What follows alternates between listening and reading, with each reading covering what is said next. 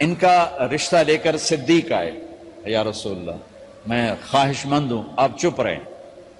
پھر حضرت عمر بعد میں گئے، یا رسول اللہ میں خواہش مند ہوں، آپ چپ رہے۔ تو عبد الرحمن بن عوف رضی اللہ تعالیٰ نے حضرت علی سے کہا، علی تو جا، تجھے دے دیں گے۔ وہ کہنے لگے میں تو بہت غریب ہوں، مجھے کہاں دیں گے؟ حضرت علی کا ذاتی گھر بھی نہیں تھا، کسی سے ایک کوٹھا مانگ کے اس میں رہ رہے تھے مدینہ میں۔ کہا نہیں تو جا جا۔ تو یہ مسجد میں پہنچے، اللہ کے نبی کو دیکھا تو ایسا روب طاری ہوا کہ بولے ہی کچھ نہیں۔ اللہ کے نبی کو تو پتا ہے کہ کیا ہے اور کس لیے ہے۔ تو آپ نے کہا علی کیسے آئے؟ چپ۔ کہا لگتا ہے فاطمہ کے رشتے کے لیے آئے ہو؟ جی ہاں۔ تو آپ نے کہا انشاءاللہ، اتنا کہا انشاءاللہ، اور چپ ہو گئے۔ تو حضرت علی چپ کر کے اٹھ کے باہر آ گئے، صحابہ باہر کھڑے ہوئے تھے۔ تو کہنے لگے یار دیکھا نا، میں تمہیں پہلے ہی کہتا تھا مجھے نہ بھیجو، انکار ہو گیا،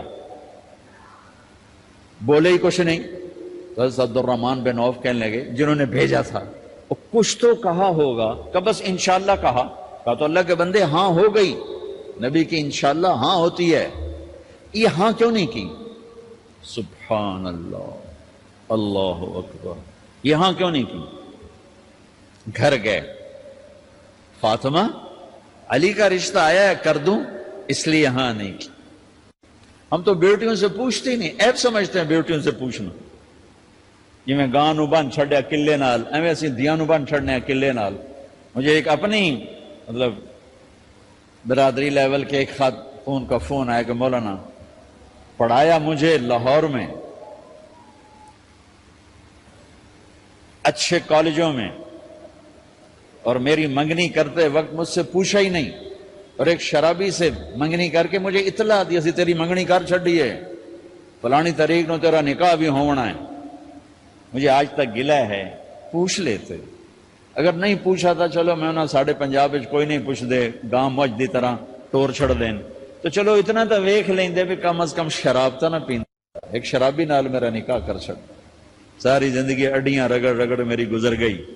علی جیسا رشتہ آیا ہو تو اوپر سے حکم بھی آ چکا ہو کہ علی کو ہی دینا ہے، پھر آپ فاطمہ سے پوچھیں فاطمہ تیرا رشتہ آیا ہے علی کا کر دوں؟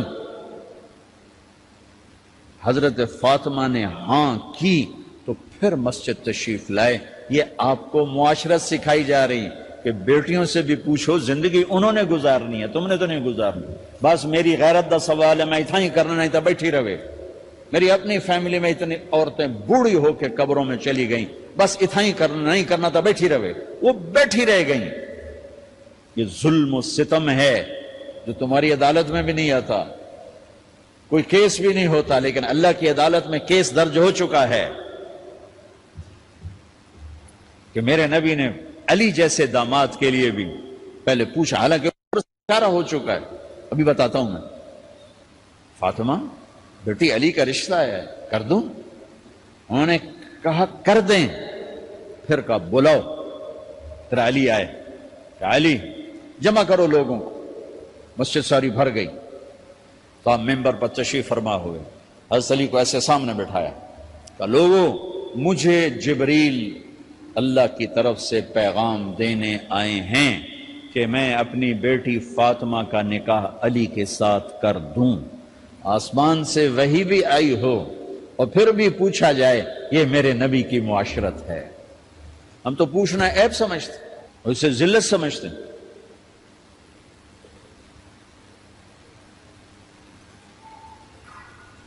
پھر آپ نے اتنا بڑا اہتمام کیا، مسجد نبوی پرانی جو آپ کے زمانے کی تھی، بہت بڑا ہال تھا، اس کا بھرا ہوا تھا، آپ نے سب کو شہد کا شربت پلایا، خود نکاح پڑھایا، نکاح کا خطبہ پڑھ کیا، پھر کہا علی میں نے فاطمہ بنت محمد کو 400 درم مہر کے عوض تمہارے نکاح میں دیا، تو نے قبول کیا؟ انہوں نے کہا جی میں نے قبول کیا، اور سجدے میں چلے گئے اور زور سے دعا مانگی، رب اوزعنی ان اشکر نعمتک التی انعمت علی وعلی والدی وان اعمل صالحا ترضاہ واصلح فی ذریتی انی تبت الیک واننی من المسلمین. میرے نبی نے کہا آمین، زور سے کہا آمین. نکاح ہو گیا. رخصتی ہوئی 6 مہینے بعد، 1 مہینے بعد، 1 سال بعد. 3 روایات ہیں، فوراً 4 روایات، لیکن زیادہ صحیح ہے دیر کے بعد، فوراً نہیں ہوئی، کچھ عرصے کے بعد رخصتی ہوئی. حضرت عقیل آپ کے بھائی وہ کہنے لگے علی اب رخصتی ہو جانی چاہیے. تو یہ دونوں مل کر آئے سلمان فارسی کے پاس کہ سلمان بھائی ہماری رخصتی کروا دو. سلمان فارسی کا بڑا احترام تھا. انہوں نے جا کر بات کی ام سلمہ رضی اللہ تعالیٰ عنہ سے. ام سلمہ نے بات کی اللہ کے نبی سے کہا ہاں آ جائے لے جائے. تو علی رضی اللہ تعالیٰ عنہ اپنی اونٹنی لے کر آئے. تو حضرت علی کا گھر وہ کرائے پر گھر تھا ایک کونے پر. تو وہاں اسما بنت امیس اور ام ایمن گئیں اور اس کے فرش کو لیول کیا، فرش میں سرخ مٹی ڈال کے اس کو لیول کیا اور دیواروں کی پوچا پاچی کی اور وہاں کھوٹیاں لگائیں کپڑے ٹانگنے کے لیے. آپ نے حضرت عائشہ، حضرت ام حبیبہ، حضرت ام سلمہ سے فرمایا تمہیں پتہ ہے نا مجھے فاطمہ سے کتنا پیار ہے، اسے دلہن بناؤ. دلہن بنانا بھی سنت ہے، دلہن بناؤ، دلہن بناؤ. تو آپ کو دلہن بنایا گیا. پھر علی رضی اللہ تعالیٰ عنہ تشریف لائے سلمان فارسی اور عقیل کے ساتھ. اونٹنی کو دروازے پر بٹھایا تو آپ نے علی کا ہاتھ پکڑا، اندر تشریف لے گئے اور فاطمہ کا ہاتھ پکڑ کے علی کے ہاتھ میں دیا اور کہا بیٹی مجھے اپنے خاندان میں جو سب سے زیادہ محبوب تھا میں نے تیرا ہاتھ اس کے ہاتھ میں دیا ہے. پھر کہا علی تجھے نبی کی بیٹی مبارک، نبی کی بیٹی مبارک. پھر آپ نے اسے پیالے میں پانی منگوایا اور اس میں آخری 2 سورتیں پڑھ کے دم بھی کیا، تھوک بھی ڈالا. پھر اس میں سے انگلیاں ڈال کے ان کے سینے پر چھڑکا کہ دونوں پی لو، دونوں کو پلایا. پھر باہر تک چھوڑنے آئے. حضرت علی نے آپ کو اونٹنی پہ بٹھایا. آپ نے 2 عورتوں کو ساتھ بھیجا، ام ایمن اور اسما بنت امیس. یہ چھوٹی سی بارات جا کر علی کے گھر اتری اور آپ نے حضرت علی سے فرمایا کہ میں عشاء پڑھ کے آؤں گا، میرا انتظار کرنا ہے. تو عشاء کی نماز کے بعد آپ تشریف لے گئے. آپ نے دوبارہ پیالے میں پانی منگوایا اور اس پر آخری 2 سورتیں پڑھ کے دم کیا. پھر ان کے سینے پر چھڑکا، یہاں بازوؤں پر چھڑکا اور کمر پر چھڑکا اور دعا دی اللہم اسد جدہما وجمع شملہما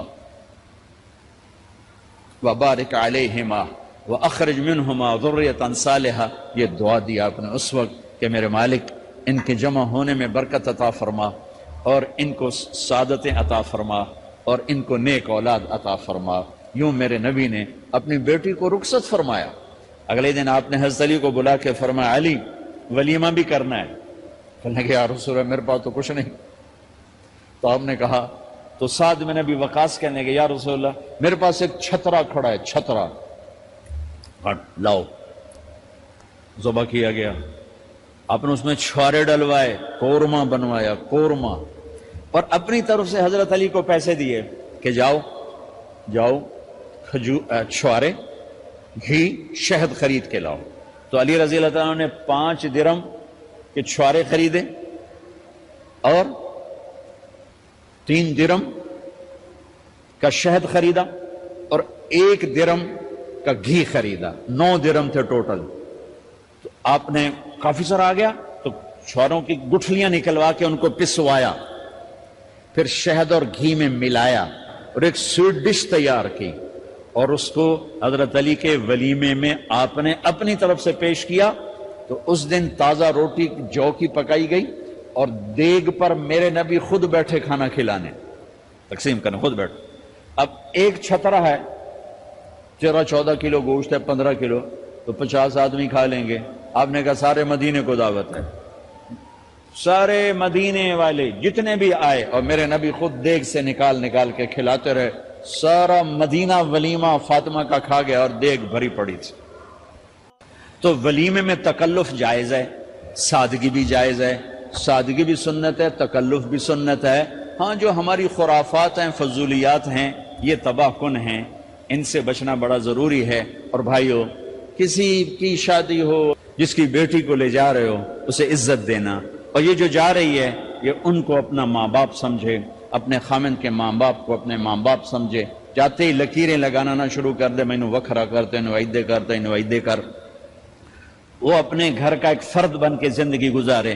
جو لے کے جا رہے ہیں ان کے ذمے ہے کہ اس کو بیٹی بنا کے لے جائیں. سسرال جو ہوتے ہیں وہ ہمیشہ عیب دیکھتے ہیں، خوبیوں انہیں نظر ہی نہیں آتی. تو کھٹ پٹ تو ہوتی رہتی ہے، کوئی ایسی بڑی بات نہیں. کھٹ پٹ کو صلح میں بدلو، مزید لڑائی جھگڑا نہ بڑھاؤ. میرے نبی حضرت فاطمہ کے گھر آئے، دیکھا تو آپ اداس بیٹھی. آپ نے کہا فاطمہ بیٹی کیا ہوا؟ کہ میرا اور علی کا جھگڑا ہو گیا. اچھا. خود گئے بیٹی کے باپ ہو کر، دیکھا تو حضرت علی مسجد میں سوئے ہوئے تھے. آپ نے ان کو اٹھایا، کہا یا ابا تراب قم، آپ کو یہ ٹائٹل یہاں ملا، اے ابو تراب. فرمایا کرتے تھے کل کائنات ملتی تو اتنی خوشی نہ ہوتی جتنا اس ٹائٹل کی خوشی ہے. ابو تراب کہنے کا کیا مطلب تھا؟ کہ اظہار محبت کے لیے ایسے ٹائٹل دیے جاتے تھے. تو ابو تراب کہہ کر یہ میسج دیا کہ میاں بیوی کی لڑائی ہوتی رہتی ہے، میں تجھ سے ویسے ہی محبت کرتا ہوں جیسے پہلے کرتا تھا. یہ میسج دیا اس نے. اب حضرت علی کو لائے اٹھا کر اور گھر میں تشریف لائے. نہ علی کی سنی نہ فاطمہ کی سنی. ہاں بھائی علی کی مسئلہ ہے، ہاں بھائی فاطمہ کیا مسئلہ ہے؟ یہ مسئلے سن سن کے بھی زیادہ لڑائی ہو جاتی. صلح کراون علی بھی آپ ہو 2-4 لتر مار کے آ جاندے. تو میرے نبی نے کیا کیا؟ سبحان اللہ، زمین پر لیٹ گئے. ادھر علی کو لٹایا، ادھر فاطمہ کو لٹایا. علی کا ہاتھ اپنی ناف پہ رکھا، فاطمہ کا ہاتھ ان کے ہاتھ پہ رکھا، اور بیٹی کے ہاتھ پر اپنا ہاتھ رکھا. پھر فرمایا کہو ہماری صلح ہو گئی. علی کہو، فاطمہ کہو. دونوں نے کہا ہماری صلح ہو گئی. آپ اٹھے، خوش خوش باہر آئے، چہرہ ایسے گلاب کے پھول کی طرح. صحابہ نے عرض کی یا رسول اللہ آج آپ بڑے خوش نظر آ رہے ہیں. فرمایا علی و فاطمہ کی صلح کرا کے آ رہا ہو.